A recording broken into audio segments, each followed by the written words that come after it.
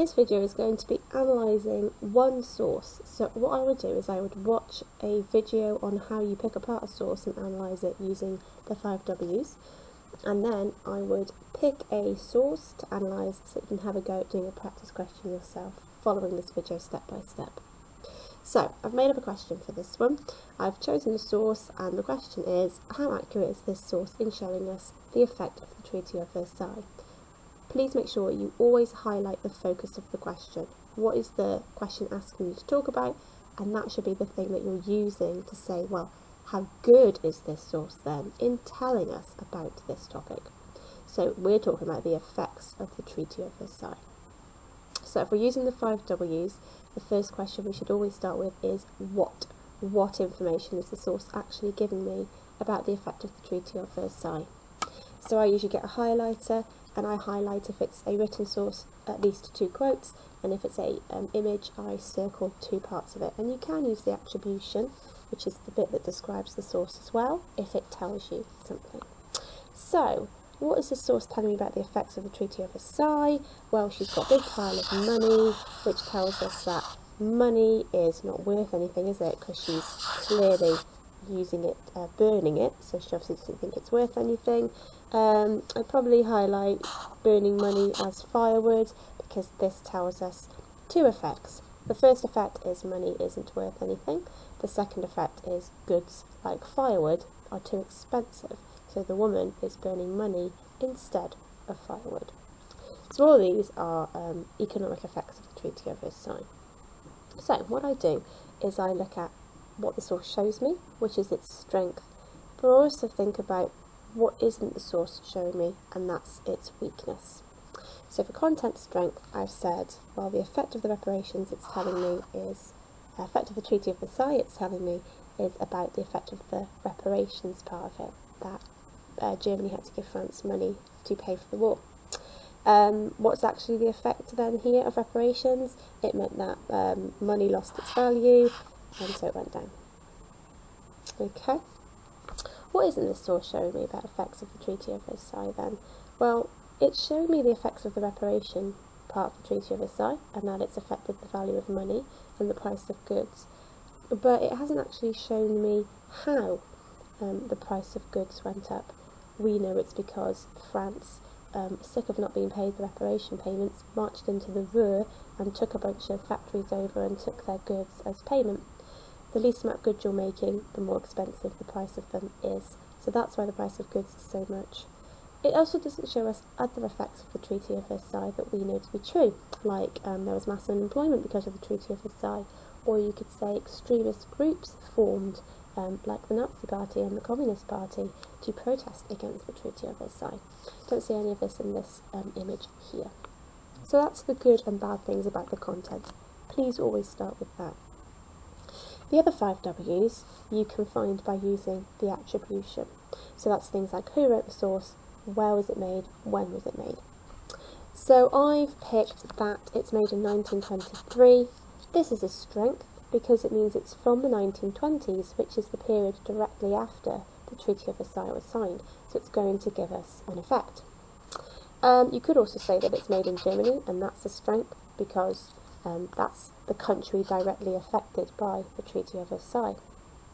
You could also pick that, where does it come from? It comes from a photograph, and that's often a good thing because older photographs cannot be faked and edited. However, because I couldn't really find a weakness, I used it as a weakness, and I said the fact that it's a photograph, it's not known if this was staged, if that woman was asked to pose doing that. I would also point out, though, when I'm about to write this down, that even though we don't know this is staged, we know this was a common image that was happening in German households after the Treaty of Versailles, so it's unlikely that it is staged. So then I step back and I look at everything that I've done. Has it got strength to do with content? Yes, it has. It does have some weaknesses, though. It doesn't tell us everything. In terms of attribution, it's looking pretty accurate. It's from the time, and we did find a weakness with the attribution, but I am clutching at straws a little bit here, so it's not a very strong weakness. So that's the first thing you do. You pick the source apart. If you want to pause the video here so that you can have a go at doing your own example question, then feel free to. Otherwise, I'm going to move on to look at how you would structure your source analysis paragraph. So, I like to use the beautifully named CAC method. It's a nice, easy and straightforward way of structuring your source analysis. The first C stands for content. What is good and bad about the content of the source? The A stands for attribution. What's good and bad about who made the source, when it was made and where? And the last C is your conclusion, where you answer the question. So, how accurate was the source in showing us the effects of the Treaty of Versailles? Can't emphasise enough how important it is to start with content. That's the whole point of the question of having a source. You use it to find information about something. The source is not useful if it is not giving you information about that certain topic. So please don't jump to the attribution and talk about how trustworthy the source is. We need to talk about how useful the source is. Has it got information that you or a historian could use to find out about a certain topic? So, for content, this source shows us, we said it shows us the effect of the reparations part of the Treaty of Versailles. So, that's what I'm going to finish this sentence off with.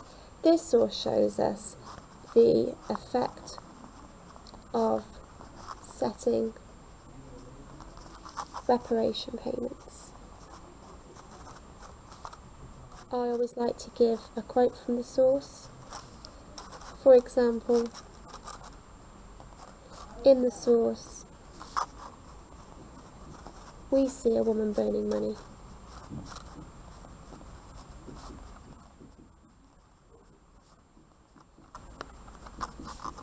This shows us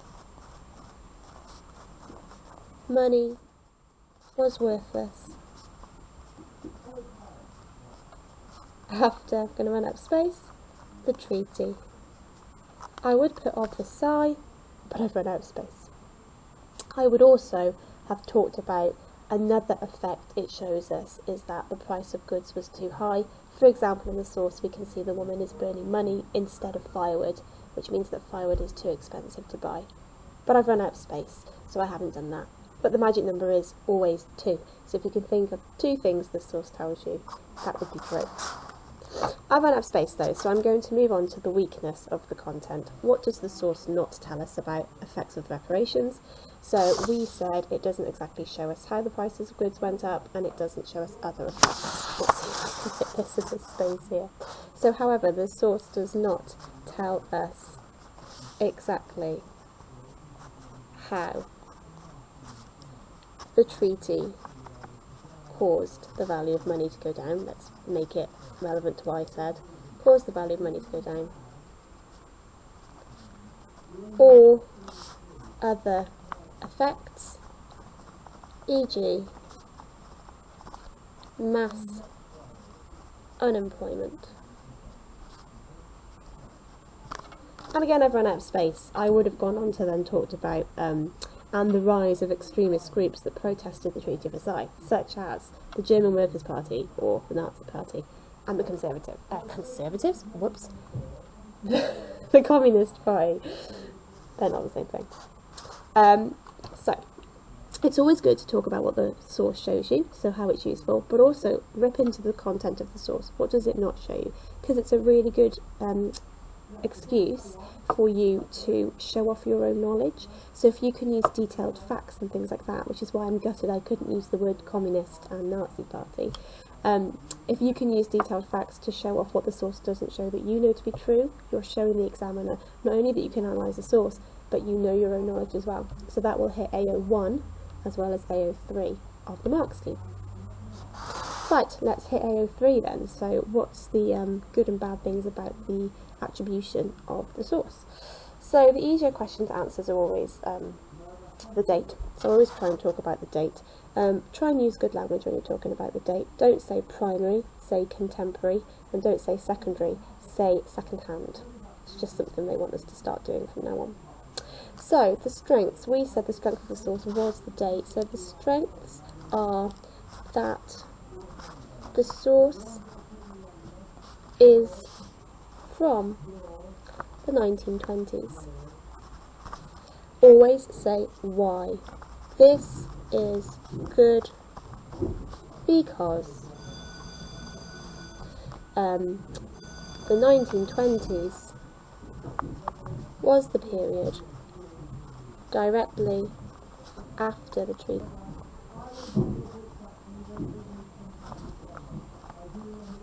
You're going to hear children running around now. Treaty was signed and therefore would show the effect.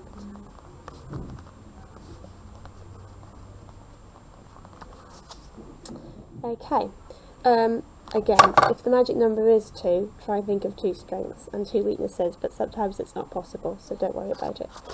Right, the weaknesses are, we said, it's photograph and we don't know if it's staged. So, the weaknesses are that although a contemporary, slipping that word in there, a contemporary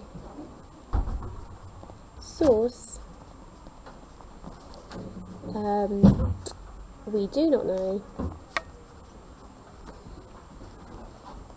if it was staged. Now, do you remember how we said we were grasping at straws here? So I am going to say, however, based on my own knowledge, showing off, this was a common scene in Germany. So again, we're kind of saying, look, I tried to find a weakness and this is what it could be, but I'm still saying that my own knowledge tells me that that's probably not true. So I'm analysing and showing off my own knowledge at the same time. Okay, right, conclusion. So in your conclusion, you're basically saying, do I think the source was accurate or not? I always like to give 2 reasons why. There's no wrong answer here usually, you know, very accurate. Just give me 2 reasons why. I like to hedge my bet for a top band answer by doing a yeah but no conclusion. Yeah, it's good, but I also know that there are some weaknesses. That would make up your 2, your magic number. So I believe that this source, well, I look back, is it accurate? I had a lot of strengths going on and I found it quite hard to talk about weaknesses. So overall, I think it is accurate in showing us the effects. So I'm going to cross out isn't.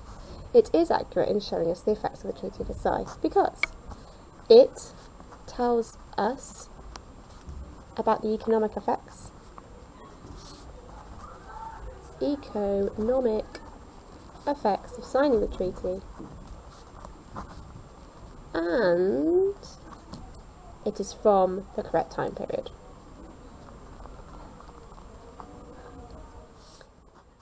The but no bit. The but no, I guess our good weakness was the lack of content, wasn't it? And it is from the correct time period. However, the source does not tell us all the effects of the treaty and how it would lead to Hitler's rise to power. Sneaking in a detailed fact here, I'm determined. Right, Hitler's rise to power.